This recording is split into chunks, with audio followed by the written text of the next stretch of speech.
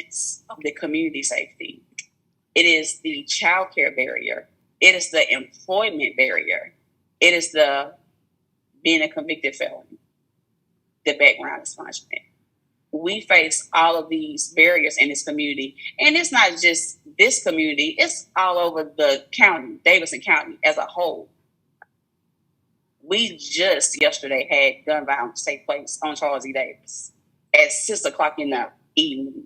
Children are getting off the bus, they're coming home from after school activities, or they're walking from the library. This is a consistent thing daily. And when we have things like that take place, and the officers come into the community, and they say, well, hey, the officers are here, but what's being done? But we do have an amazing community task force with Commander Hickerson, Sergeant Weaver, Captain Morgan, Officer Luther, and the list goes on and on. We have an amazing support system here, but we need a little more. This is the village. It takes a village. It takes a village. And it's not just the residents. It's not just the nonprofits. It's just not the organizations. It's not just the churches and not just the politicians. We need all hands on deck.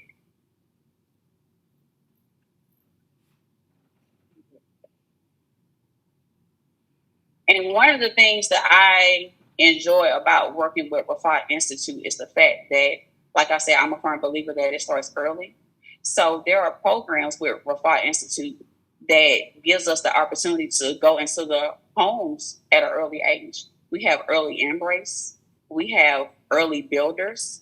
And then we have that restorative justice piece where we can come in and work with the teenagers that have caused harm or that have been harmed. And so when we receive those cases from the courts, we get to work with those children and do mediation. Because we're tired of our Black and brown babies being incarcerated and not giving them the chance to voice what's being done to them.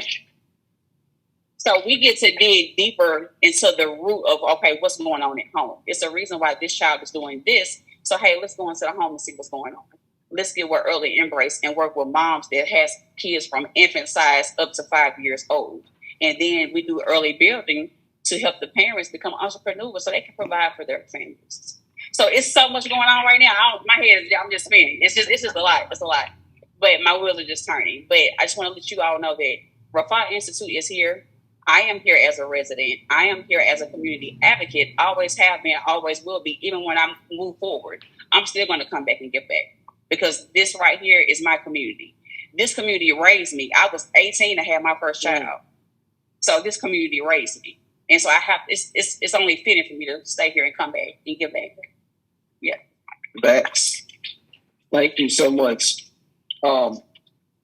Keep on in there.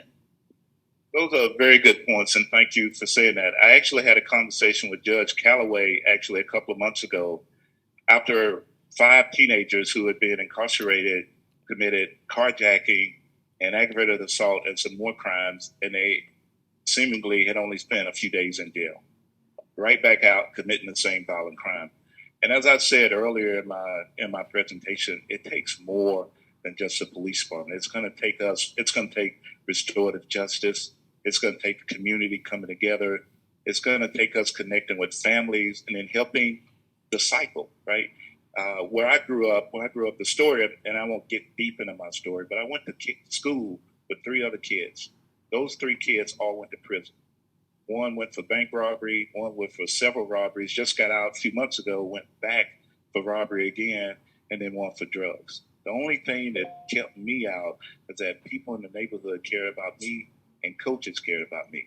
And so if we're going to change this area, first and foremost, we do have to have restorative justice.